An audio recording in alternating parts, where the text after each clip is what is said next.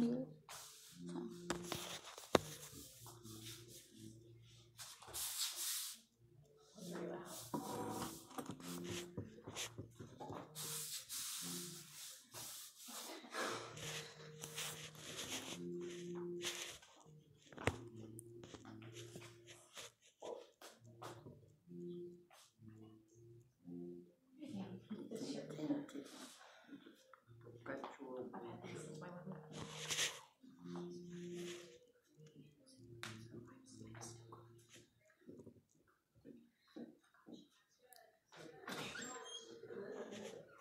Accompanist?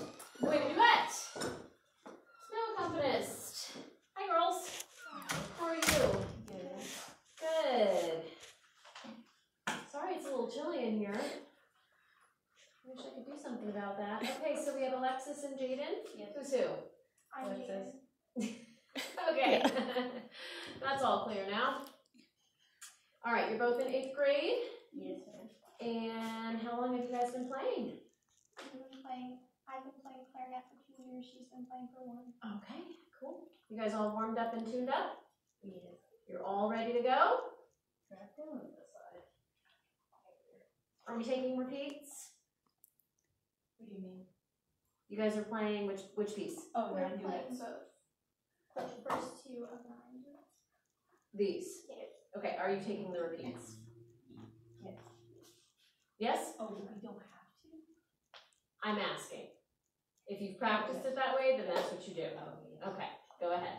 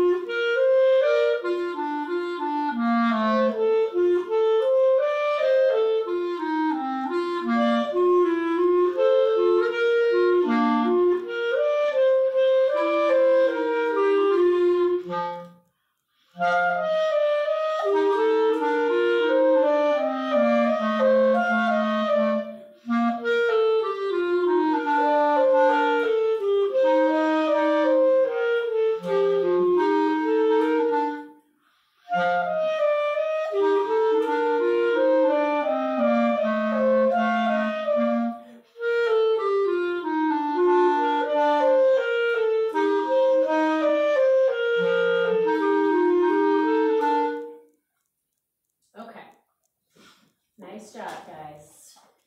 So, have you played either a solo or a duet before at Solo Ensemble? No. This is your first time? Okay. And why did you guys decide you wanted to do a duet? Mr. Hines thought we were good enough, so he kind of pressured us into it. Okay. Did you enjoy doing it? Yeah. How long have you been working on it? 2 months. Okay. And have you guys been pretty diligent about practicing it together? She's had I've basketball. had basketball, so I had less time to practice on it, but she's practiced on it way more than me. How much did you practice it together? Probably a month's worth. Yeah. Like how often? Like we practiced like an hour before my game started. That was like on Monday and Wednesdays. So twice a week you were practicing it? Okay. Because playing a solo is one thing. You're responsible for your part, right? You're practicing it, and whatever happens, happens because of the results of what you do. When you play a duet with someone, you've got 2 people that are responsible to make it work. right? So that's an added thing where you have to make sure you can rehearse with the other person because it's a duet, right? So it's really important that when you commit to doing something like that, that you're all in, right? So basketball or no basketball, right? If you decide you're gonna do a duet, you're doing a duet, right? So, a couple of things. You guys have obviously prepared the notes and rhythms well and understand a lot of a lot of the basic things that are on the page, but I want to talk to you about a couple things that I think will make it even better and help you guys in the future. Are you ready? Okay. So, in the first duet, you did a pretty nice job with the articulations that are a lot more staccato, right? When you tongue on the clarinet, if this is the reed and this is your tongue, it has to be on the tip of the reed, and fast air has to be behind that reed, and it's got to go on the reed, and then it's got to go off the reed very quickly, or else the vibration of the reed stops, right? So if you have a slow, heavy tongue, you can't hear the articulation. What do I mean when I say articulation?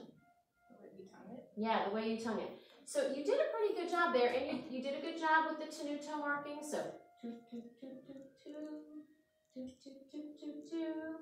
Which was why I was a little bit surprised in the second movement that even though we have a lot of slur markings, we still do have to tongue the first note of every slur.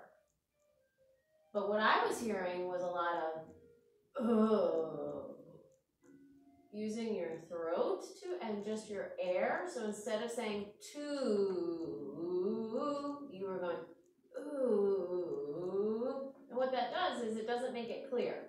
Right? It makes it kind of weird. So I want to start in the second movement. I want to have you guys play it again. And I want you to make sure that you're tonguing every note that you're supposed to tongue. For example, in the top part, measure 5, you have to tongue the first 2 notes. 2, 2, right? You weren't doing that, were you? Yeah. Yeah. And measure 7. And then measure 9, 2, 2, right? So let's take it at the beginning of the second movement and see if you guys can just pay more attention to that. I'm sure you can fix it. 1, and ready, go. Yeah, okay, so he's playing that first 2. Yeah, so you are playing the second part. No, fine. You're playing the second part? That was you? Okay, play your first note. 2. There you go, you didn't do that though. The first time you did it, show me how you did it. Yeah, that's bad. That's no articulation at all. Every note has to be articulated, whether it's tongue, slur, staccato, legato, whatever it is, it always has an articulation. Okay, here we go. Beginning again of the second one. 1, and ready, go.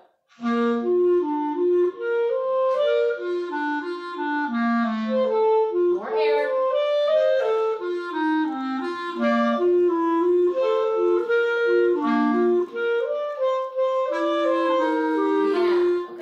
So in measure 7, you see how you have those 2 Ds in the first part? You have to tongue those 2 notes because they're the same note. If you don't tongue both of them, you've got one long note.